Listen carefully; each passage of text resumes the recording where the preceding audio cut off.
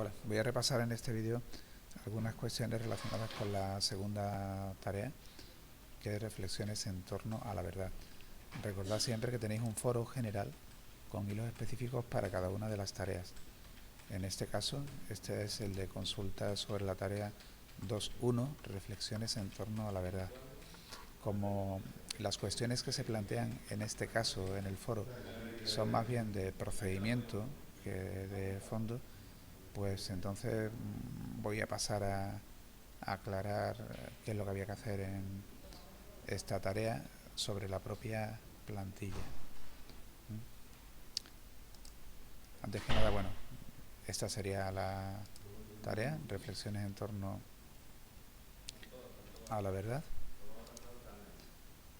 con sus distintos apartados. Os recuerdo siempre que es importante ver la descripción de la tarea, cuáles son los contenidos a los que esta tarea está asociada y para comenzar también saber cuáles son los objetivos de aprendizaje a los que esta tarea está destinada, porque es preciso siempre mostrar en la tarea que esos objetivos de aprendizaje se cumplen.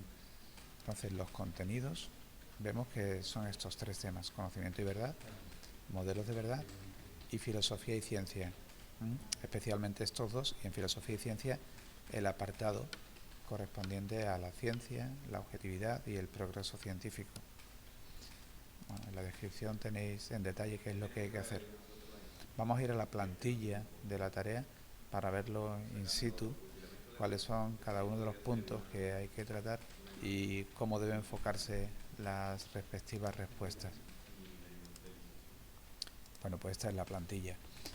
En este caso la tarea está bastante dirigida, por lo cual resulta más fácil, digamos, que en el primer caso, y por lo que he visto hasta ahora pues hay menos errores de interpretación con respecto a lo que debe hacerse. Siempre recordad que una tarea no se hace sin más volcando los contenidos que están en los apuntes, sino que esos contenidos tienen que trabajarse y darle un enfoque personal y creativo. En este caso, la parte personal y creativa está en un ejercicio de interpretación crítica, de valoración de los contenidos y en posicionarse en relación con cada una de las cuestiones que aquí se plantean. Es importante, al tomar partido, que no se haga de una manera simple, sino que siempre se haga a partir de un análisis previo en el que queda claro que se conocen cuáles son las opciones y se detallan las razones de la elección, el por qué desecho unas posiciones y me quedo sin embargo con otras. Entonces, en la primera, sobre el origen del conocimiento, la razón o los sentidos, y cuál es, desde tu punto de vista, la posición más razonable, la empirista o racionalista. Aquí hay que dejar claro cómo la posición racionalista está vinculada al empleo de la razón como el mecanismo válido del conocimiento, y la empirista incide en que no es posible un conocimiento si no es desde los datos de los sentidos. A partir de estas ideas claras, pues podéis tomar la posición que vosotros consideréis cada uno pues más conveniente. En relación con los límites y las posibilidades del conocimiento humano, se tome la posición que se tome, es preciso siempre dejar claro que se sabe qué es el escepticismo, qué es el relativismo, qué es el criticismo y qué es el dogmatismo.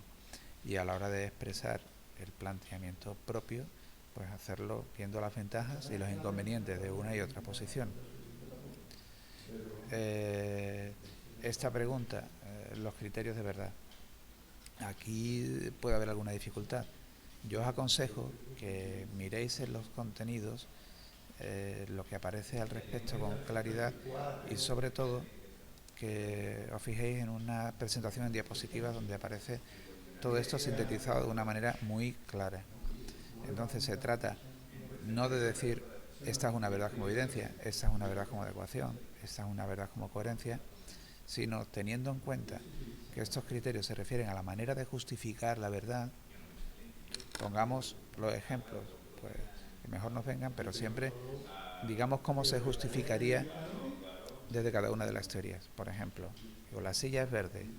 Pues esto desde la teoría de la adecuación se justificaría diciendo que lo que digo coincide con los hechos. O digo, 2 y 2 son 4. Pues desde la teoría de la evidencia se justificaría diciendo que es algo que resulta inmediato a nuestra mente y que se comprende, pues eso, de una manera evidente que eso es así. O sea, se trata de decir esta proposición, en este caso se justificaría de esta manera, de acuerdo con este criterio de verdad. Para cualquier duda que tengáis al respecto, pues siempre recordad que me podéis contactar y verlo, y también tenéis el foro donde podéis plantearlo. En la práctica hay una dedicación especial a este aspecto en el cuestionario. Entonces, yo os aconsejo también que lo reviséis y ahí depuréis las cosas para que al final os quede claro. En el método de la ciencia, y cuál es la que se adecua mejor al estudio de los fenómenos humanos y sociales. Aquí, de una forma general, ver los distintos métodos, la inducción, la deducción, el método hipotético deductivo, y el problema específico que se da en el caso de los fenómenos humanos y sociales. Lo podéis ver bien mirando el apartado de la hermenéutica. La hermenéutica plantea que no es posible aplicar sin más los métodos propios de las ciencias naturales a las ciencias humanas y sociales, porque los fenómenos humanos y sociales son distintos de los fenómenos naturales. Mientras que en el mundo de la naturaleza las cosas ocurren de una manera determinada y estricta, en el caso de los fenómenos humanos y sociales, pues existe una cierta indeterminación. La indeterminación que da el hecho de que la actuación humana está mediada por la conciencia, por la intencionalidad, y no es previsible de una forma exacta, tal como sí lo son los fenómenos de la ciencia natural. Yo puedo prever con exactitud si lanzo una piedra de cierta altura cuando caerá al suelo, pero más difícilmente podré anticipar cuál va a ser la respuesta de un individuo ante una determinada circunstancia. Debería conocer cuáles son las ideas que tiene, en fin, una serie de elementos complejos que determinan el comportamiento humano y que no son fáciles de prever. Entonces la hermenéutica habla que la comprensión de los fenómenos humanos y sociales pues implica también el conocimiento de lo que es la conciencia en una época determinada y de otros factores que van más allá de los que se dan en el caso de las ciencias de la naturaleza. La última pregunta es abierta. Aquí hay que hablar del progreso científico y la objetividad. La pregunta puede ser la que sea, pero es importante que aquí aparezcan nociones como falsacionismo y verificacionismo, y también en relación con el curso de la historia de la ciencia, las interpretaciones que se dan desde una visión de progreso lineal, o la visión de Thomas Kuhn, por ejemplo, que está en contra de esa visión de la ciencia como un proceso lineal acumulativo, y que defiende que en la ciencia sean distintos momentos distintos, porque hay como un proceso de revoluciones que hacen que la ciencia en un momento determinado cambie hacia un modelo que es completamente distinto al anterior. Y ha habido procesos de revolución como la revolución científica de los siglos XVI y XVII, donde hay un nuevo paradigma de ciencia moderno que es incompatible con el modelo de ciencia que había hasta entonces.